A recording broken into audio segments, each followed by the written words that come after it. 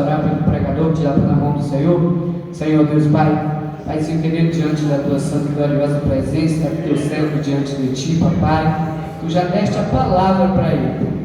Então usa ele como canal de bênção para continuar falando conosco nesta noite. E prepara os nossos corações para ouvir e colocar em prática, em nome de Jesus. Amém. Amém. Saúde a todos com paz do Senhor.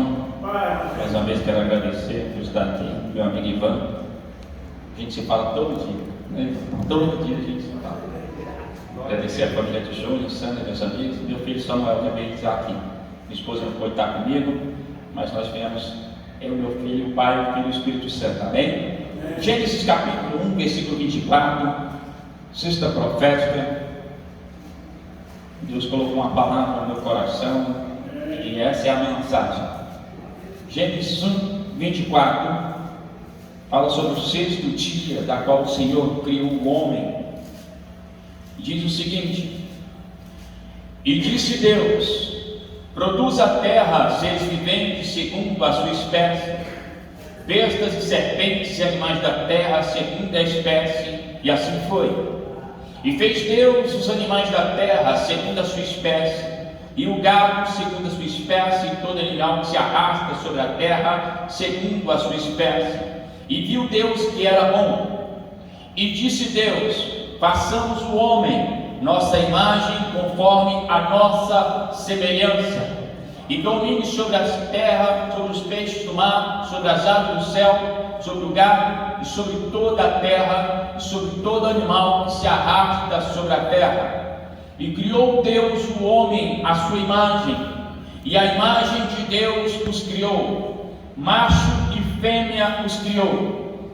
E Deus os abençoou e lhes disse: frutificai e multiplicai-vos, e tornai a encher a terra, e sujeitai-a, e dominai sobre os peixes do mar, e sobre as aves do céu, e sobre todos os animais que se movem sobre a terra. E disse Deus: eis que vos tenho dado toda a erva que dá semente, que está sobre a face de toda a terra, e toda árvore que há fruto que dá semente para alimento, e todo o animal da terra, e todas as aves do céu, e a tudo que se move sobre a terra, em que há vida. Toda a erva verde lhe será para alimento, e assim foi. E viu Deus tudo quanto tinha feito, e eis que era muito bom. E foi a tarde e a manhã o sexto dia. Amém? Senta dando glórias a Deus. Quero repetir o versículo-chave da mensagem. É Gênesis 1, 28.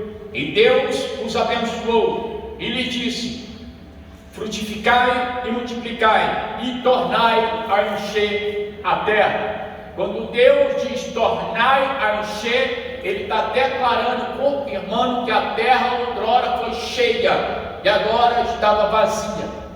Segundo historiadores, quem governava e estava cheia era o próprio Lúcifer, que comandava e estava sobre a terra com os anjos. Mas depois que ele deixa subir o seu coração, como diz Isaías, capítulo 14, versículo 14, quando ele declara a Bíblia, Isaías contando: ó estrela da manhã, tu que debilitava as estrelas e disseste no teu coração: subirei a mais alto céu e serei semelhante ao Altíssimo, mas contudo serás lançado ao inferno, e aqueles que te verão contemplarão e dirão: era este que assolava os reinos e destruía nações.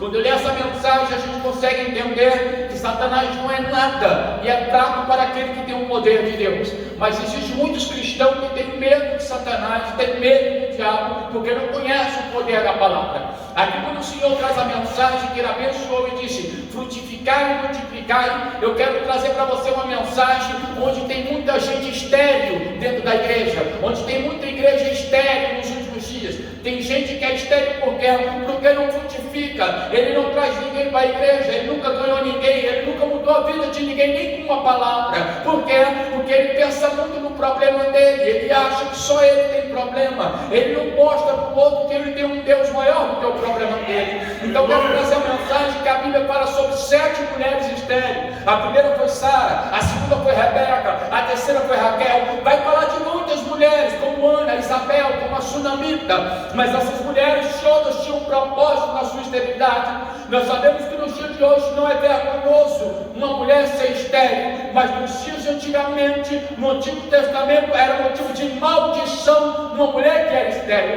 Era uma bênção aquela que podia ter muitos filhos, mas aquela que era estéril era como se fosse amaldiçoada. Mas você vai ver que a única mulher que se tornou estéril, que não teve filho, que se tornou amaldiçoada, foi Mical, porque riu, porque zombou, porque falou do servo de Deus que dançava agradecendo a Deus por tudo que ele tinha feito. Ela não gostou, falou um monte de coisa, falou que Davi era uma vergonha do fato que ele estava daquele jeito. Davi tirou suas vestes real para adorar a Deus de uma forma grandiosa, mas Mical falou algumas coisas que não agradou o próprio Deus, e assim encerrou sua marca. Já essas outras mulheres, você vai ver que todas elas Deus com um propósito. A Bíblia fala de Saraí, que até então não era, tinha se tornado Sara, ela não podia gerar filho, mas Deus tinha uma promessa na vida dela. E tem gente que não espera a promessa se cumprir e antecipa. Sara entrega a sua concubina Agar para o seu esposo, e aí não espera a promessa se cumprir, gera um menino chamado Ismael. Não era o filho da promessa. Quando se é o filho da promessa, tem tempo, porque quando Deus fala com Abraão, quando Deus fala com Sara, eles tinham um propósito. Esse propósito durou 25 anos, porque tem gente que não espera o tempo de Deus para gerar a bênção, ela se antecipa, e quando você se antecipa, o que parece ser bênção se torna maldição. Então quando ela entrega, ela gera Ismael, depois que Sara aí passa um certo tempo que ela tem o seu filho Isaac, começa uma contenda, e ela pega e manda Agar embora. Agar vai embora aí no deserto, enquanto tem água, enquanto tem pão, ela vai caminhando, mas quando falta o pão, falta a água, ela deixa o menino para morrer, e deixa sozinho para que ela não veja o choro do menino e não se lamente pela morte dele. Mas o anjo aparece, pergunta para onde ela vai, porque nós somos assim. Quando nós atropelamos a promessa, quando nós caminhamos pelo deserto, enquanto tem água, enquanto tem pão, a gente caminha, mas quando falta tudo, nós nos desesperamos. O anjo passa por ela e fala para ela: olha, eu tenho uma promessa na vida do menino também, ele também é um eleito, mas Deus cumpre a promessa na vida de Ismael, onde tem os ismaelitas, mas ele não era o filho da promessa. O filho da promessa é Isaac. Passados-se 25 anos, a gente não consegue esperar, porque o próprio Provérbios não diz: a esperança demorada enfraquece o coração, mas quando ela é chegada, ela é árvore de vida. Quantas vezes você já ouviu falar: Deus tem um propósito, Deus vai fazer, olha, eu vejo isso acontecendo, e quando não chega, a gente desespera, a gente não quer mais orar, não consegue levantar da cama. Falamos por experiência própria, passei segunda, terça, quarta, quinta, falando que eu não levantei da cama, angustiado, depressivo, não queria levantar. Levantei ontem porque tinha que levar ele numa agenda, e hoje ele perguntou: o senhor levantou que horas, pai? Eu falei: levantei hoje 9 horas, vou resolver algumas coisas, já estou bem melhor. Então, quando a promessa não chega, o coração vai enfraquecendo. É natural, porque somos carne, ninguém aqui é superman para aguentar o tempo todo. O próprio Abraão, o próprio Sara riu, a Sara riu quando Deus falou que ia gerar um filho. Tanto é que o nome do menino significa motivo de riso, porque às vezes a gente não quer acreditar, passa tanto tempo, Deus falou que ia fazer e não acontece. E quando eu estava orando pela essa mensagem, Deus falou: olha, meu filho, você está no mês 5, quantos meses falta para terminar o ano? Eu disse: 7. Tem alguém aqui que nasceu nos 7 meses? Tem? Levanta a mão.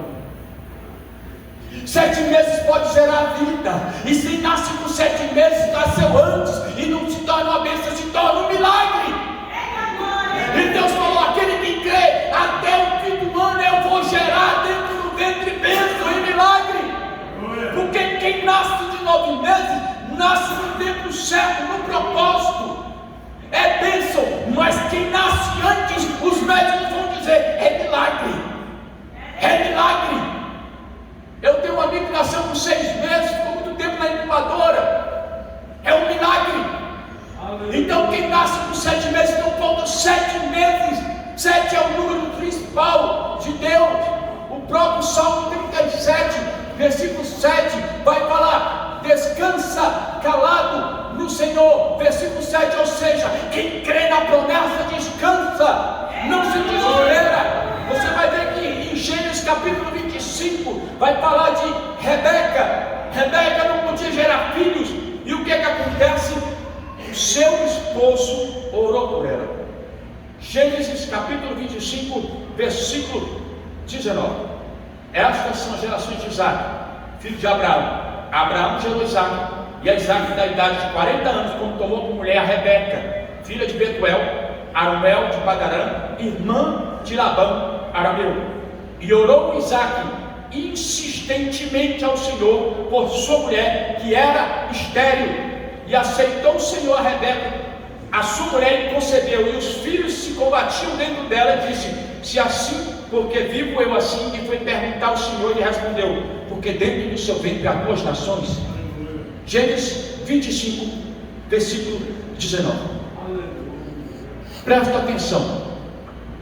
Estava pregando no presídio em 2017 e tinha um rapaz louvava bonito demais, preso há muito tempo, já era para ter saído, mas não tinha nenhum parente para levar a documentação na VEC, e ele estava lá já há muito tempo.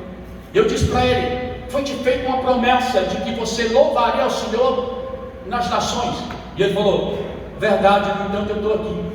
Nunca se cumpriu. Eu falei: se cumpriu, porque aqui a Bíblia vai dizer que quando Rebeca, quando ela ora ao Senhor, que sobre os meninos que estavam combatendo dentro dela, ela ora a Deus, e Deus fala para ela que tem duas nações. Deus não disse tem dois meninos aí dentro, Deus disse tem duas nações, ou seja, nações são pessoas. Eu falei: olha quantas pessoas passaram aqui, quantos dias tu louvou para várias nações, tu louvou pessoas. Nações não é país, são povos, são etnias. Então aqui Deus não se refere às crianças como dois meninos, dois homens, nem dá o título, fala: tem duas nações no seu ventre, dois povos que serão divididos dentro das suas entranhas. Deus manteve Rebeca estéril porque tinha um propósito nos seus filhos, mas para que gerasse.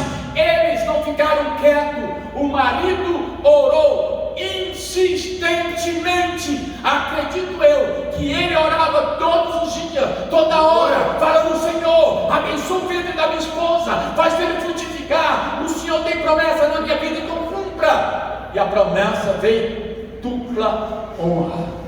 Muitas das vezes você tem promessa, mas você não faz como Isaac fez. Orou insistentemente para que a sua mulher, que era estéril, desse à luz, e ela foi duplamente honrada. A Bíblia vai falar também de Raquel. Ela já tinha, que sua sogra, já sabia que sua sogra também não tinha tido filhos, era estéril, mas Deus concedeu um milagre. Raquel, relatada em Gênesis capítulo 29, você vai entender algo bem interessante, porque Deus tinha uma promessa da vida de Jacó. Jacó vai trabalhar para Labão, que era seu tio, e ele o engana, dando para ele a esposa chamada, uma das irmãs de Raquel, que era Lia, sua irmã mais velha. Jacó, ele queria casar com Raquel, mas assim é enganado pelo seu sogro, e ele mesmo assim casa com Lia.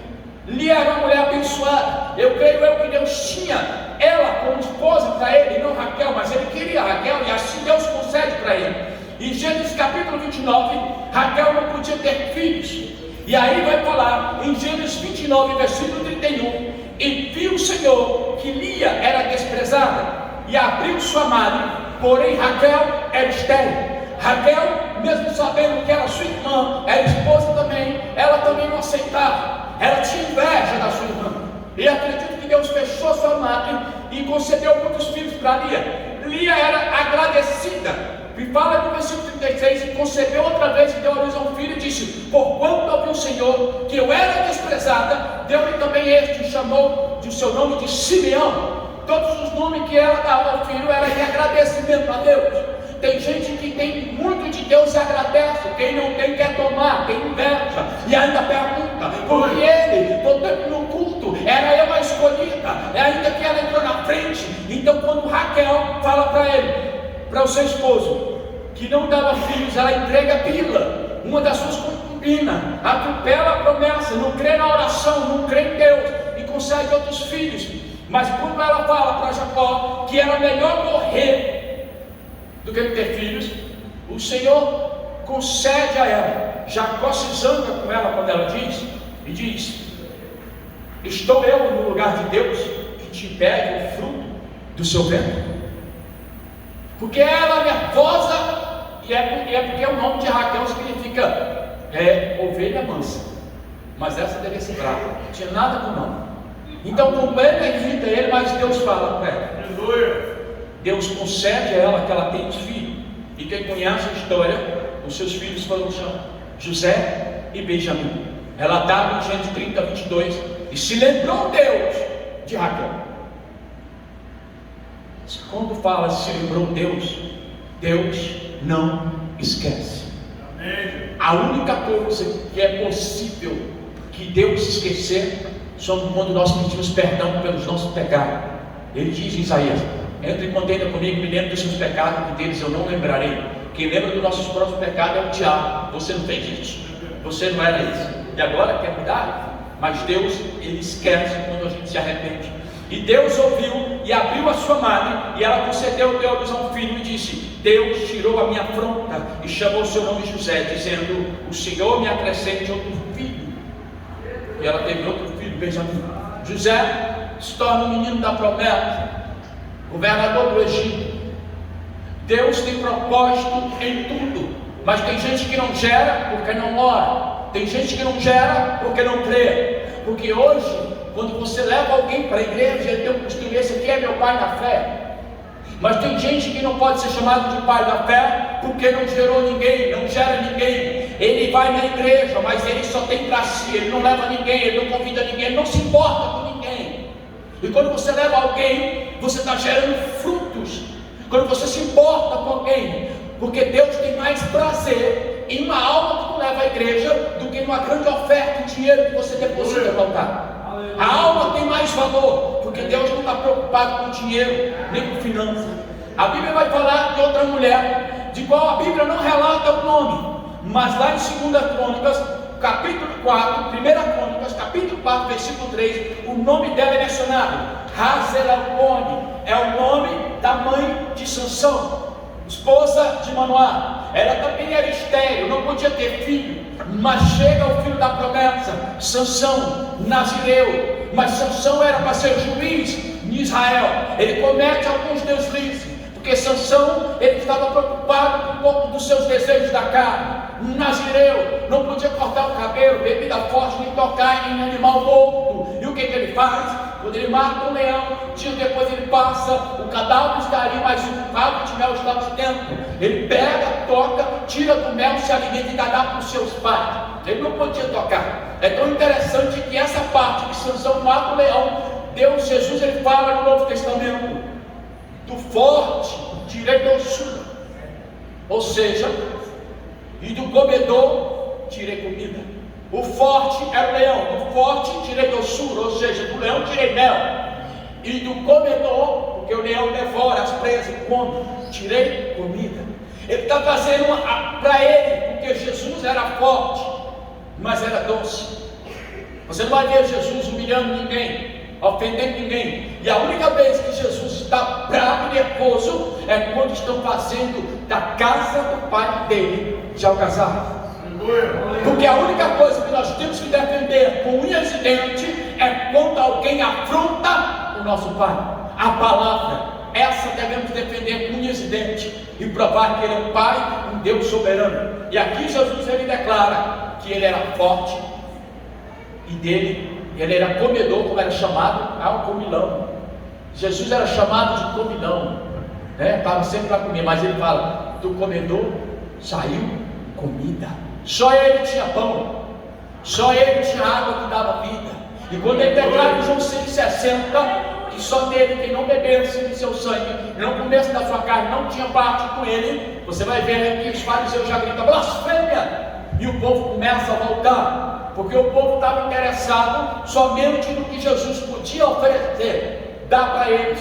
Um povo que não gerava, um povo que não fazia nada, mas queria tudo de graça. Um povo mal agradecido, que ainda que comeu pão que Jesus fez no milagre, que ainda que comeu peixe, quando Jesus fala que nem não comer da carne dele, do seu sangue, ou seja, quem não se arrepender, quem não praticar a sua palavra, não terá parte com ele, eles já se desanimam e vão embora. É assim na igreja.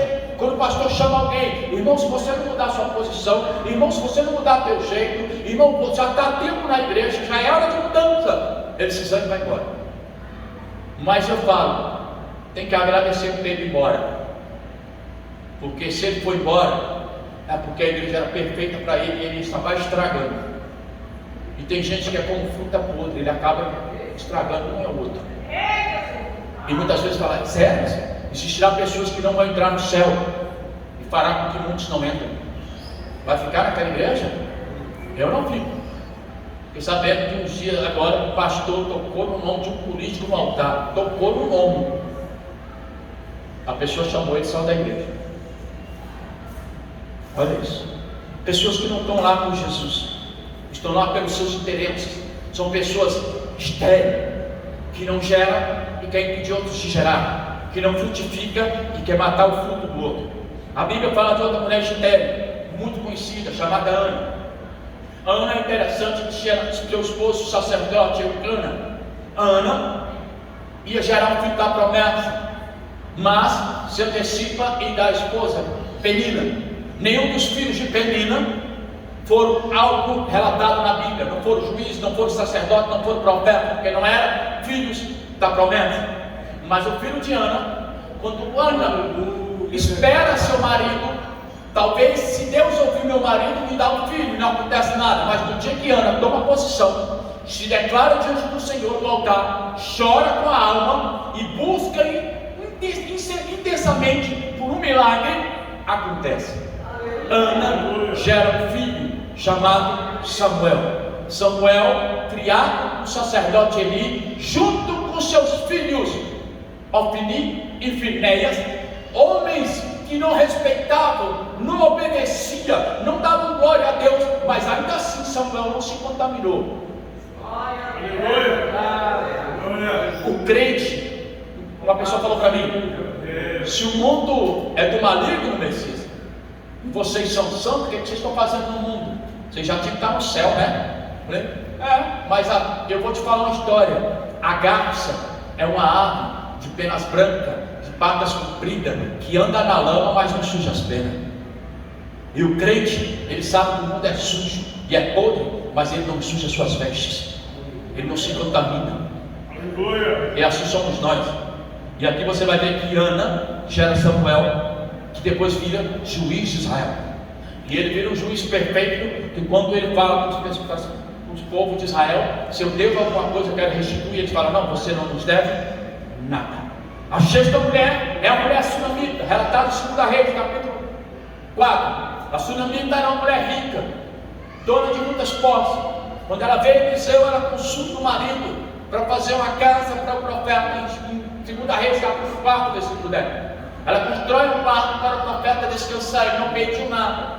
Mas o profeta honrado pergunta, Geazi, porventura o que poderia fazer alguma coisa pela essa mulher, que é algo que ela precisa? Geazi diz, ela é muito rica, ou seja, declarando, ela não precisa de nada, mas ela não tem filho, ou seja, ela é estéril. E aí Eliseu vai até ela, ora e fala, daqui a um ano abraçarás um filho. Ela fica meio incrédula, mas ainda assim acontece.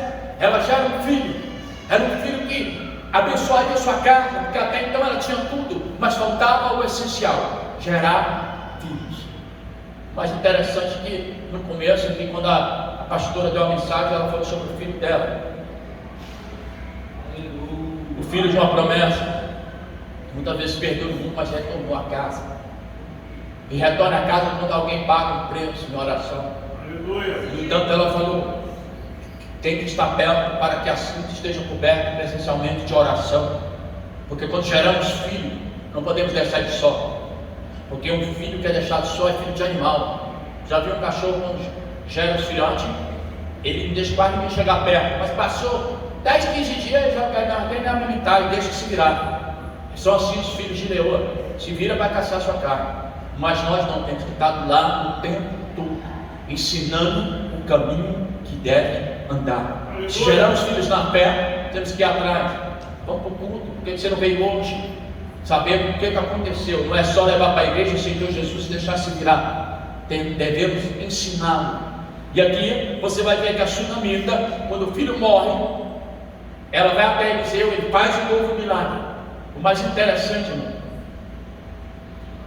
eu vi o pastor dando uma palavra aqui sobre oferta e dízimo, e eu vou te falar com toda sinceridade, eu nunca vi pastor dando essa palavra, porque raramente eles não querem dar. Ele quer que você contribua, porque você tem a obrigação, quando você está roubando, você está aqui, o pastor declara, contribua como propôs no seu coração. Se tiver, contribua. E você vai ver que a palavra maior forte aqui sobre contribuição na vida de alguém está aqui em 2 Reis capítulo 4. A mulher, ela abençoou o profeta, ele não pediu nada. Ele, por gratidão, fala: o que ela precisa? Ele vai lá e ora e gera um filho. Ali já estava tudo bem, mas o menino morre. Ele vai lá de novo e ressuscita o menino. Agora entra Deus. 2 Reis capítulo 8. Deus não esqueceu o que ela fez na vida de Eliseu. 2 Reis capítulo 8. Vai chegar uma fome. E Deus fala: vai até a casa da sunamita, manda ela pegar a sua família e ir para terras inimigas, que lá eu a sustentarei. A terra ia ficar estéril por 7 anos, não ia gerar nada, e o povo ia ter necessidade. E Deus não esqueceu da oferta que ela fez na vida do profeta em 2 Reis capítulo 4. Essa mulher ficou 7 anos, se alimentou, sustentou os filhos, não menciona mais o marido, creio que já não era vivo, e quando ela retorna, roubaram as terras dela, invadiram as terras. Ela não reclama e não vai questionar com Deus, porque é assim que a gente faz. Aí Deus me mandou para outra terra, agora roubaram minhas terras, invadiram minha casa. Ela vai até o rei. Ela chegando no salão, ela ouve Geazi contando história da própria vida dela. Geazi diz: errei, existe uma mulher em Sunem que não podia gerar filho. O rei Eliseu orou, ela gerou, mas o menino morreu. Aí ele olha: é essa mulher. A Bíblia está bem assim, é tão interessante, parece que ele está contando e viu, é essa. O rei pergunta: é verdade que ele me diz? Ela: sim. Ele então fala: me conta. Ela conta a história. O rei fala: o que eu posso fazer por você? Ela fala: eu fui embora. O rei podia falar: você abandonou teu povo? O rei não disse nada. E aí? Invadiram minhas terras. Ele pega o oficial e diz: pega essa mulher, restitui tudo. E a terra que não produziu, que produziu até que restitui tudo para ela. Ou seja, ela era rica, ela ficou milionária por conta do que ela fez na vida de um profeta. Mas muitas vezes a gente quer que Deus gera a bênção sobre a nossa vida sem a gente fazer nada por ninguém. A gente continua estéril enquanto a gente não reconhecer que devemos orar e também devemos abençoar. Para finalizar, a Bíblia no Novo Testamento só fala de uma mulher em destaque que era estéril, Isabel, mãe do profeta João Batista, relatado em Lucas capítulo 1, versículo 17. Um menino que vem, uma promessa de abrir o caminho, de preparar o caminho para aquele que vinha de um seio de uma virgem, de um ventre de uma virgem. Nasce João Batista, até o seu pai fica sem falar, porque ele fica meio perto, não conta, já sabia o nome da criança, já sabia de tudo. E aí você vai ver que essas 7 mulheres são uma demonstração profética sobre os 7 momentos que a igreja vai viver antes do arrebatamento. 7 mulheres que eram estéreis, que geraram filhos de promessa, que geraram filhos que fez a diferença, que geraram filhos onde o nome de Deus foi engrandecido. 7 mulheres que representam as 7 igrejas em Efésios, relatado em Apocalipse, na verdade, que é Efésios, Esmirna, Tiatira, Sardes, Filadélfia e Laodiceia. Tudo tem um propósito ligado à Bíblia. E hoje eu quero declarar para você: se você está na igreja há muito tempo e nunca ganhou ninguém para Jesus, você está estéril. Se você está na igreja, mas nunca trouxe ninguém, infelizmente você está estéril. Se na sua casa ninguém reconhece você como um servo e você nunca pregou para ninguém, infelizmente você está estéril. E aí, Messias? E aí eu quero orar por você, porque a partir de hoje você vai dar frutos. Você será frutífero. Se coloque de pé. Aleluia. Glória a Deus. Aleluia. Glória a Deus.